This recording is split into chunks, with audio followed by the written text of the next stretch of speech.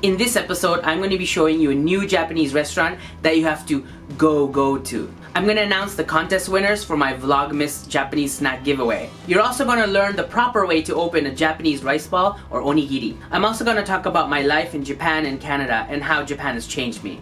All this and more in this episode of TWIJ. Let's get started!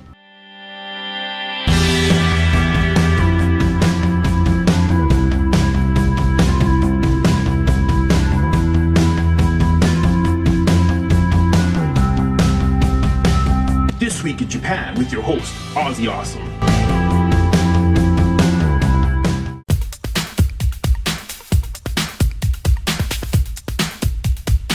First of all, I'd like to say Happy New Year's to everyone and thank you for watching my Vlogmas in 2016. Anyway, getting back to the channel itself, I want to say thank you to all the people that gave me advice and gave me some constructive criticism on my Why Japan YouTube Hates Me video.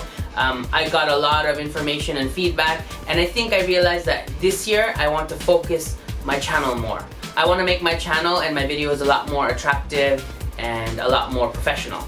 So this year, expect better quality, better content, and a lot more places, people, and foods. Also, this year I plan to be a lot more interactive and a lot more social through my other social media, so make sure you're subscribed or connected or linked to my Facebook page, my Twitter, and my Instagram.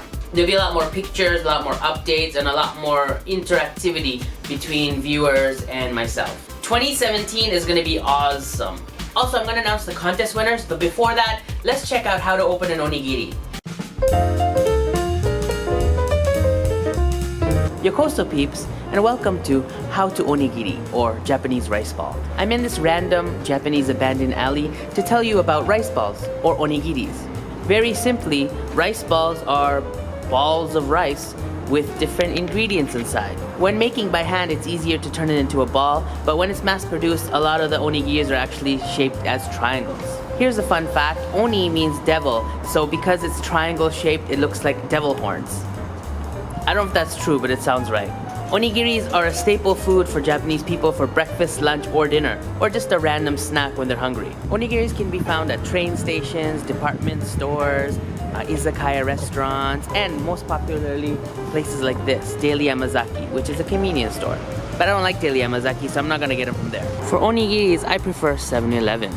So here's a tip for all you cheap people. See, onigiris are available at convenience stores like Daily Yamazaki, Family Mart, Lawson's, and 7-Eleven. However, they're a little bit more expensive. They're about $1 to $1.50 per onigiri. But if you want to find cheaper onigiris, I recommend supermarkets. And I'm going to kill two birds with one stone. I'm going to walk my dog Maple and go get an onigiri.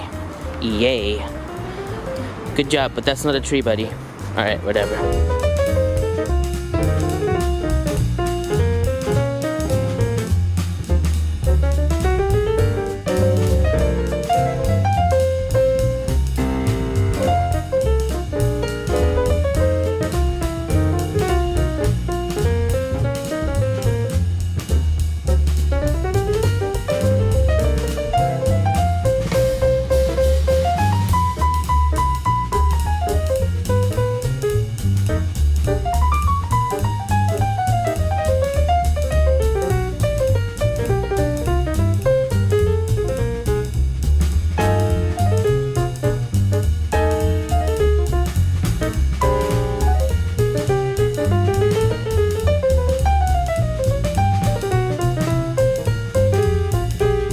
Right now it's morning, so it's like peak time for all these foods like sandwiches, onigiris, and bentos.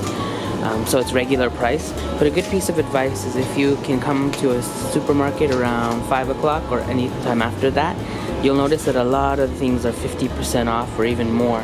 Even onigiris at the end of the day, where here they're between $1.20 to like even 68 cents over here, this one. They go to half price, so you can even get an onigiri for like 30 cents.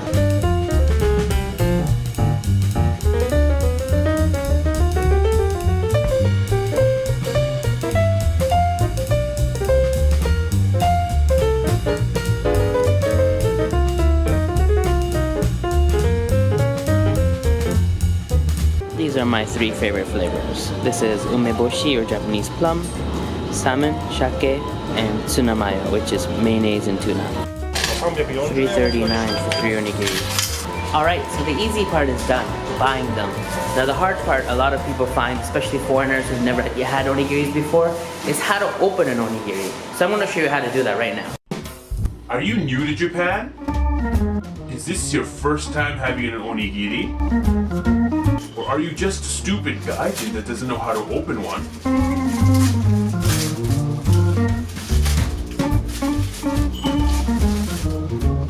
Is eating an onigiri more frustrating than pleasurable? Would you like to know an easy way to open an onigiri? Just follow these instructions. The onigiri has 3 numbers on it right here. It says 1, 2, 3. Step 1, you take the top and you just peel it down and all the way around. 2, you pull this side out, making sure the nori or seaweed stays with the rice, like that. Ta-da! You then do 3, pull it out slowly, smoothly, comes off, and then you have the onigiri wrapped with the rice. And there you go. This is how you open an onigiri. Thank you, Onigiri Sensei. Now I can enjoy as many onigiris as I want.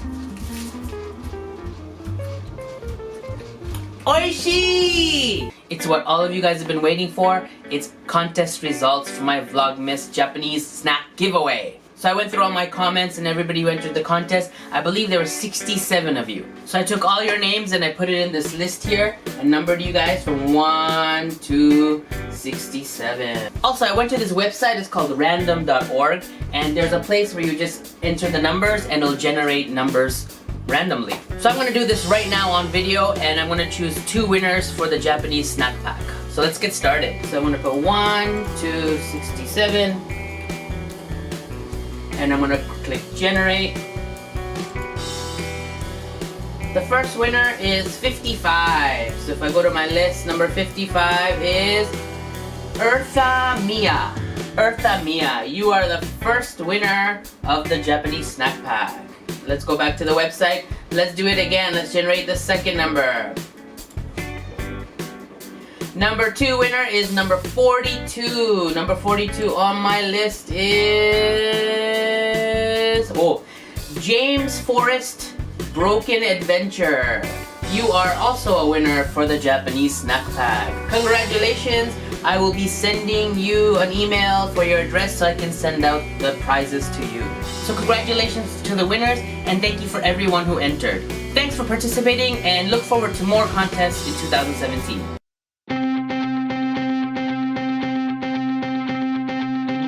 Hey guys, first of all I'd like to apologize about the noise. There's some construction going on, but the reason I'm standing where I'm standing is because I want to tell you about the new Japanese restaurant, a Japanese curry shop that opened in Chiba. Now, for those of you who know me or have watched my channel, you guys know I love curry, specifically Japanese curry, and one of my favorite Japanese curry restaurants is Koko Ichiban Curry. Now, there's a Chiba Chuo station, there's one right over there. There's a Koko Ichiban Curry. However, last week, the rival Go-Go Curry just opened up. And I want to show you how close they are. They're literally around the corner. See right there, that yellow sign? That's Koko Ichiban Curry. And then if you just go around the corner here, there is the new Go-Go Curry shop. So, oh shit, son! The rivalry is on. I've also made some videos about eating at Koko Ichiban Curry. If you haven't checked it out, check it out. I'll leave a link somewhere, a card up there, or some information down below. But today I'm going to be trying out the rival Go-Go Curry. And to celebrate the occasion, I'm wearing my Go-Go Curry shirt. From Keisei Chiba Chuo Station, it's a very quick walk just to cross. Right by the Enter King to get to the Go-Go Curry.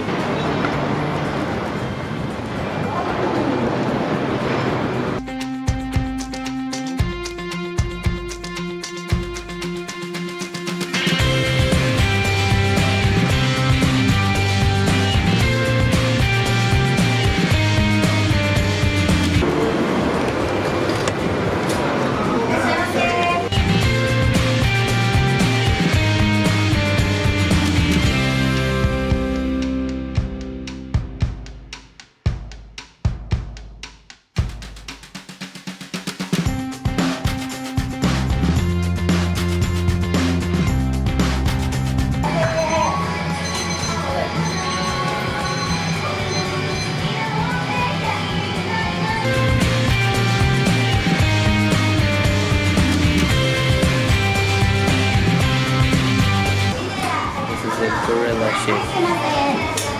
So their most famous is the chicken katsu or pork katsu curry, and they have different sizes. They have the soft size, the healthy class, the economy class, business class, and first class. They look all good.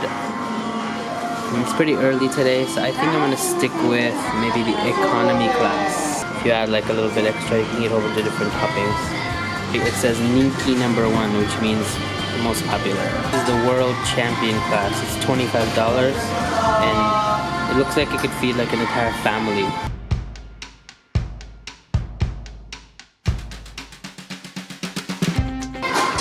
Okay, I just ordered, and even before the food came, one thing I was kind of disappointed with is they don't have like a spice level.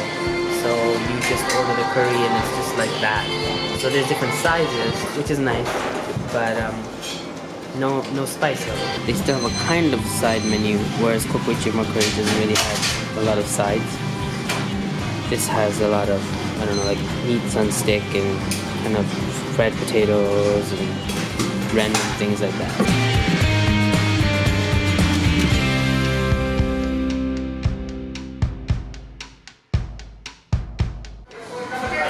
The chicken is huge compared to the chicken katsu in TWIJ curry, and the curry is very dark.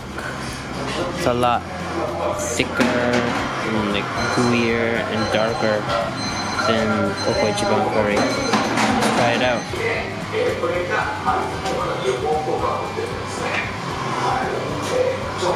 It's a little salty, but it's good. Let's try the chicken.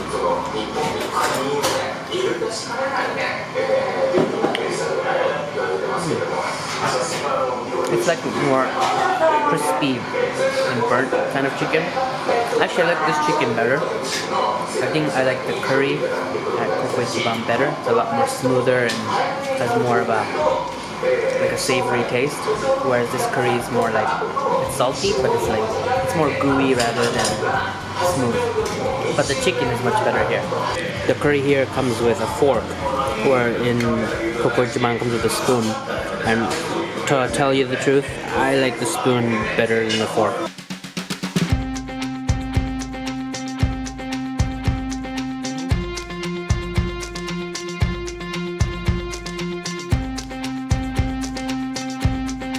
Alright, I got myself a spoon. Yeah. I came here on an empty stomach and I ordered like the medium-sized one, but I still couldn't finish it. I think the curry is just too heavy. The rice and curry. The chicken is the only thing that saved this dish. That's the first time I haven't been able to finish my meal.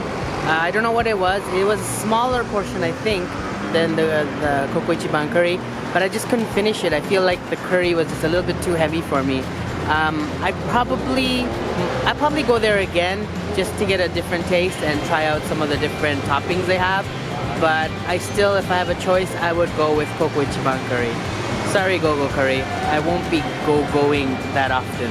But it is a fun restaurant. It's a chain restaurant. There's locations all around Japan and even some in the States. So if there's one in your area, I definitely recommend to at least try it once. Whew, boy.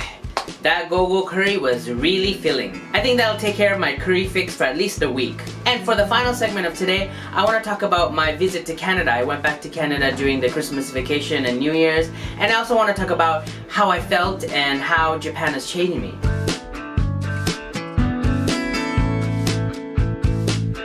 So as soon as I finished my Vlogmas, I headed on a plane and I went back to Toronto. But I received an unexpected and amazing surprise from my sister, my mom, and my dad. They planned an all-inclusive 5-day trip to the Caribbean, to the Dominican Republic.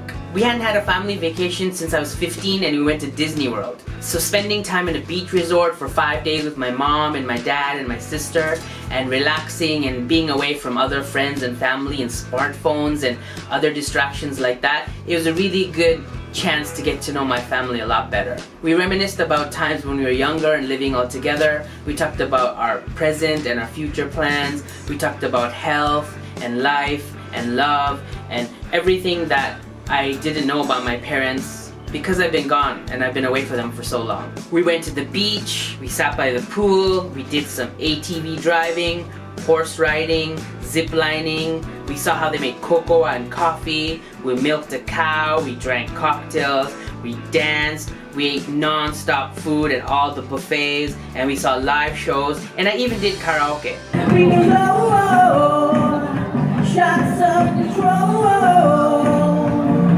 and it's on, girl. We'll say no, no, no, no, no. Just say yeah, yeah, yeah, yeah, yeah. So that was all great and fun, but then I returned back to Toronto for about 5 or 6 days. And wandering around the city and meeting all my old friends and family, it really hit me how much I've changed. I really felt foreign and out of place. I guess it was reverse culture shock, but I really felt like I wasn't Canadian anymore. And back in Japan, I don't feel Japanese either, so I kind of felt I was this alien just wandering through two different cultures and lives. After living in Japan for almost 10 years, my personality and my outlook on life has definitely changed quite a bit. At first, I noticed the obvious differences between Japan and Canada.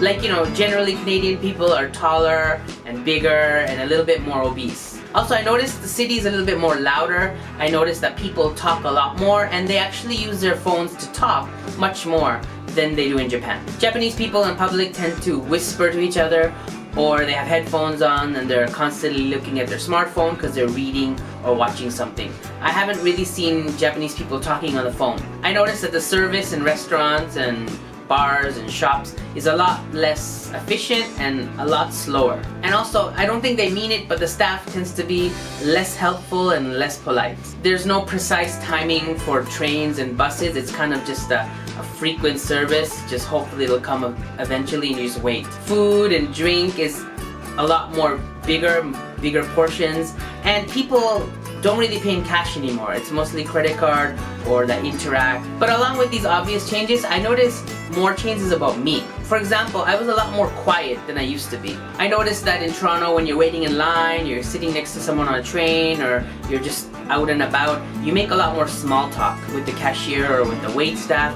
You're always like just saying, hey, how's it going, and talking about the weather and whatever, you know, whatever funny or interesting thing pops into your head. And I used to do that too when I lived in Toronto, but I noticed now it was much harder for me to make small talk. I usually just stayed quiet and waited to be spoken to before I'd say anything. Also, I noticed I speak a lot more slower in speed and I pronounce my words a lot more carefully.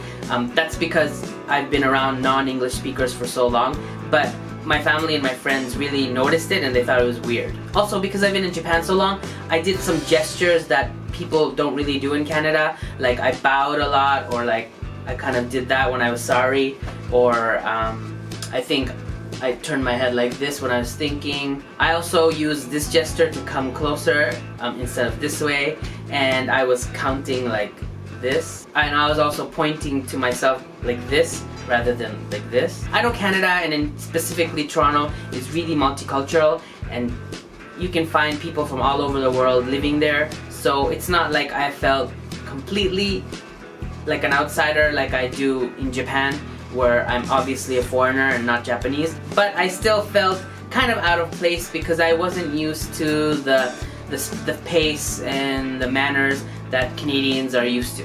I don't know if that's a good thing or a bad thing. Maybe if I return to Toronto and I live there a long time, all those habits will come back to me and I'll be back to being Canadian rather than a foreigner in Japan. If you're living in a country other than the one you grew up in, are you finding it strange when you go back to your original country, or are you still pretty much the same? Let me know in the comment section below. Well, there you go. That was This Week in Japan, or TWIJ. Did you enjoy this episode? Let me know in the comment section below.